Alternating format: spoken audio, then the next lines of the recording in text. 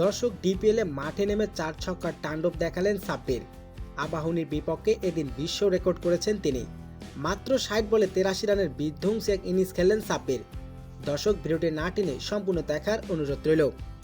ডিপিএলে আজ চতুর্থ ম্যাচে আবাহনীর বিপক্ষে খেলতে নেমেছে সাব্বিরের দল পার্টিক্স স্পোর্টিং ক্লাব। আবাহনীর বিপক্ষে এদিন টসে হেরে আগেই ব্যাটিং করতে নেমেছে সাব্বিরের দল।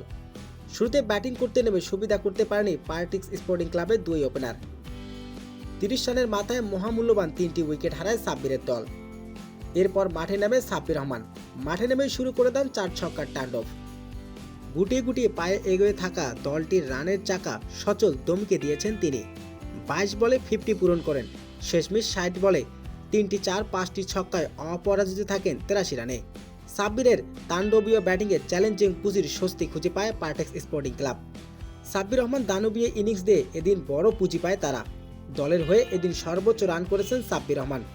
দলের প্রতি দেখিয়েছেন আত্মবিশ্বাস। সাব্বির রহমান এদিন বিধ্বংসী ব্যাটিং করে সবাইকে চমকে দিয়েছেন তিনি। তো দর্শক, সাব্বির রহমানের এমন দানবীয় ইনিংস আপনার কেমন লেগেছে জানিয়ে দিন আপনার মূল্যবান মতামতটি কমেন্ট বক্সে।